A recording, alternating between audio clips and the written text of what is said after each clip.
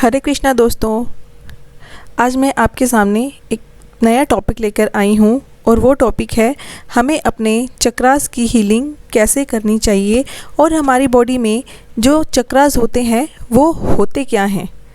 तो आज हम डिस्कस करेंगे चक्रास हमारी बॉडी में क्या होते हैं, वो कहाँ पे स्थित होते हैं, उनके काम क्या क्या हैं, उनको हम हील कैसे कर सकते हैं और आपको मैं छोटी छोटी मेडिटेशन बताऊंगी जो आप अपने चक्रास को हील करने के लिए कर सकते हैं। तो दोस्तों, हमारे चक्रास 3 तरह के होते हैं, chakras of matter, chakras of spirit and chakras of connection. Chakras of matter जो हमारी ज़मीन से जुड़े होते हैं, हमारे नीचे के जो 3 चक्र होते हैं वो होते हैं मैटर से जुड़े हुए, और हमारा जो हार्ट चक्र होता है, अनहद चक्र जिसको बोला जाता है, वो चक्र होता है हमारे कनेक्शन वाला चक्र, जो ऊपर के 2 चक्र और नीचे के 2 चक्र उनको जोड़ता है। हमारे ऊपर के जो 2 चक्र हैं और नीचे के 3 चक्र उनको जो जोड़ता है वो होता है चक्र ऑफ कनेक्शन। और चक्र ऑफ स्पिरिट हमारा विशुद्धि चक्र, हमारा अजना चक्र और हमारा सहस्त्रार चक्र, ये 3 चक्र जो होते हैं वो हमारे स्पिरिट से रिलेटेड होते हैं। तो यहाँ पर आप देख रहे हैं हमारे 7 तरह के चक्र और उनके कलर। सबसे पहला आता है रूट चक्र, सैक्रल चक्र, सोलर प्लेक्सस या मणिपुर चक्र, हार्ट चक्र या अनहद चक्र, थ्रोट चक्र या विशुद्धि चक्र, थर्ड आई चक्र और अजना चक्र और क्राउन चक्र और सहस्त्रार चक्र। अब हम जानेंगे कि हमारे शरीर में ये होते कहाँ हैं। हमारे शरीर में 3 नाड़ियाँ चलती हैं। ये सब सूक्ष्म जगत से रिलेटेड है, स्थूल शरीर से इनका कोई रिश्ता नहीं है। अगर आप डॉक्टर को दिखाने जाओगे और उसको बोलोगे कि आप हमारे चक्रा देख दो, तो डॉक्टर नहीं देख पाएगा और शायद कई डॉक्टर माने भी ना। पर अगर आप हमारे भारतीय पद्धति और हमारे ऋषि मुनि में विश्वास करते हैं तो हमारा शरीर इन्हीं चक्रास की वजह से चलता है। हमारे शरीर में 3 तरह की नाड़ियाँ होती हैं, ईड़ा, पिंगला और सुषुम्ना। तो जो ईड़ा नाड़ी होती है वो हमारी लेफ़्ट साइड से चलती है और वो चंद्र नाड़ी होती है। पिंगला नाड़ी हमारी राइट साइड से चलती है, वो सूर्य नाड़ी होती है। और जब ये दोनों नाड़ियाँ चलती हैं, इनके बीच में स्थित होती है सुषुम्ना नाड़ी। उस सुषुम्ना नाड़ी पर ही हमारे ये सारे चक्र स्थित होते हैं और इन चक्रों से 72,000 नाड़ियाँ, 36,000 एक साइड, 36,000 दूसरी साइड निकलती हैं, जो हमारे शरीर के एक एक अंग को पोषित करती हैं, उनमें एनर्जी भरती है। जैसे कि आप सभी जानते हैं कि हर चीज़ जो है वो एटम से बनी होती है, छोटे छोटे, चाहे वो संजीव चीज़ हो चाहे वो निर्जीव चीज़ हो, तो हर चीज़ में एनर्जी का फ़्लो होता है। ऐसे ही हमारे शरीर में भी एनर्जी का फ़्लो होता है। अगर हमारे शरीर में एनर्जी का फ़्लो रुक जाए, जैसे कि एक नदी है उसमें पानी बह रहा है, अगर उस पानी का फ़्लो रुक जाता है तो क्या होगा, वो जो नदी है वो गंदी हो जाएगी, उसमें से बदबू आनी शुरू हो जाएगी, उसमें कीटाणु पनपने लगेंगे। और ऐसा ही हमारे शरीर के साथ होता है। अगर हमारा शरीर में एनर्जी का फ़्लो रुक जाए, एनर्जी संतुलित ना हो, तो उसका फ़्लो रुक जाता है, हमें बीमारियां घेरने लगती हैं। दोस्तों, आजकल आप देख ही रहे हैं कितनी बीमारियां फैल रही हैं। कोई किस तरह से बीमार हो रहा है, कोई किस तरह से बीमार हो रहा है, और तो और छोटे बच्चे भी बीमार हो रहे हैं। तो अब आप समझ ही गए होंगे कि किस लिए बीमारियां इतनी आ रही हैं, क्योंकि हम ये सब पद्धतियां भूलते जा रहे हैं।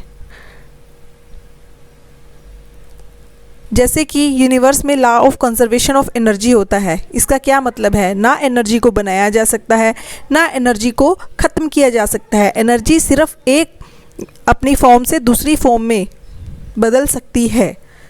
ये law of conservation of energy है जो हमारे सारे यूनिवर्स को संचालित करता है। यही हमारे शरीर के केस में लागू होता है। अगर हमारे चक्रा ब्लॉक होते हैं तो आपको क्या क्या देखने को मिलेगा, लैक ऑफ सेल्फ अवेयरनेस। इसका क्या मतलब है, हम अपने आप के लिए कॉन्शियस नहीं होंगे, हम अपने आप पर ध्यान नहीं देंगे। आजकल आपने देखा ही है, बाहरी ध्यान तो हर कोई देता है पर अंदर से अपने ऊपर ध्यान कोई नहीं देना चाहता। दूसरा है होल्डिंग नेगेटिव। इसका मतलब है कि हम नेगेटिव थिंकिंग अपना कर रखते हैं। किसी को देखकर आजकल लोग खुश नहीं होते, और अगर कोई हमें कह दे कुछ तो हम उसकी बात का इतना बुरा मना लेते हैं कि उसको कितने कितने दिनों तक सोचते रहते हैं। इससे क्या असर होगा, दोस्तों इससे हमारे चक्रास इम्बैलेंस होंगे। अगर हमारा एक चक्रा इम्बैलेंस होता है तो हमें थोड़ी सी बीमारी लगेगी, 2 हो गए तो और थोड़ी सी, और अगर हमारे 3 या इससे ज़्यादा चक्रा इम्बैलेंस होते हैं तो हमें बड़ी बीमारियां भी लग सकती हैं, जैसे कि थायराइड, ब्लड प्रेशर। और अगर आपके सारा चक्रास बहुत लंबे टाइम तक ब्लॉक रहें तो ये कैंसर का रूप भी ले सकते हैं। इसीलिए हमें अपने चक्रास को बैलेंस करना बहुत ज़रूरी है। हमें ऐसा लगता है कि हम तो हैं बस कर ही रहे हैं, जो भी है काम वो हम ही कर रहे हैं, हम कुछ भी करते हैं, ज़्यादातर चीज़ों में अपने आप को उसका हिस्सा नहीं मानते, बस हम करते ही रहते हैं। तो इन चक्रास को बैलेंस कैसे किया जाता है, अब मैं इस पर बात करूंगी। इसके लिए सबसे पहला होता है एफर्मेशंस। एफर्मेशंस का मतलब होता है आपको अच्छी अच्छी बातें कहना। हर एक चक्रा से रिलेटेड एक एफर्मेशन होती है, वो हम आगे के एपिसोड्स में बताएंगे। सिर्फ आपको मैं यहाँ पे एक एग्जांपल दे रही हूँ। दूसरा है मुद्राज। हम अपने दोनों हाथों को जोड़कर बहुत सारी मुद्राएं बना सकते हैं। हर एक चक्रा से जुड़ी हुई एक मुद्रा होती है, उसके बारे में भी हम अपने आगे आने वाले एपिसोड्स में बताएंगे। एक होती है कलर थेरेपी। जैसे कि आपका मूलाधार चक्र जो कि लाल रंग का होता है वो बैलेंस नहीं है, तो आपको क्या करना होगा, आपको एक लाल रंग का कपड़ा अपने मूलाधार चक्र पे रख लेना होगा, वो भी मलमल का। उस कपड़े को रखे हुए आप आधा घंटा लेटोगे, उसकी एनर्जी आपके मूलाधार चक्र में जाएगी। इस तरह से आप हर एक चक्रा का इलाज कर सकते हैं। दूसरा होता है क्रिस्टल्स और जेम्स। ये रेकी क्रिस्टल्स होते हैं, ये भी कलर थेरेपी के बेस पे ही काम करते हैं। मेडिटेशन एक सबसे अच्छी टेक्निक है जो कि हमारे चक्रास को बैलेंस करती है। अगला है एक्सरसाइज। हर एक चक्र से रिलेटेड कुछ एक्सरसाइजेज भी होती हैं, लेकिन अपने एक्सपीरियंस के अनुसार अगर मैं आपको बताऊं तो सूर्य नमस्कार एक ऐसा आसन है, ऐसा योग है जिसके अंदर करीब करीब सारे चक्रास को बैलेंस करने का एक आसन है। अगर आप सूर्य नमस्कार के 7 राउंड भी एक दिन में कर लेंगे तब भी आपके चक्रास बैलेंस होने की संभावना होती है। और अगला है रेकी। दोस्तों आज का टाइम कैसा है आपको पता ही है, लोगों को इन सब के लिए टाइम ही नहीं है, और हमारे शरीर में इतने टॉक्सिन्स घुस चुके हैं कि हमें अपने आपको बैलेंस रखने के लिए 360 डिग्री काम करना पड़ेगा। यानी कि जो भी हो सके सब अपनाकर अपने चक्रास को बैलेंस करना होगा। उसमें से रेकी भी एक हिस्सा है। रेकी के अंदर यूनिवर्स की एनर्जी एक चैनल के थ्रू दूसरे इंसान में प्रवाहित की जाती है। इसके द्वारा भी आपके चक्रास बैलेंस हो सकते हैं। तो दोस्तों आज का एपिसोड यहीं ख़त्म होता है। मिलते हैं नेक्स्ट एपिसोड में।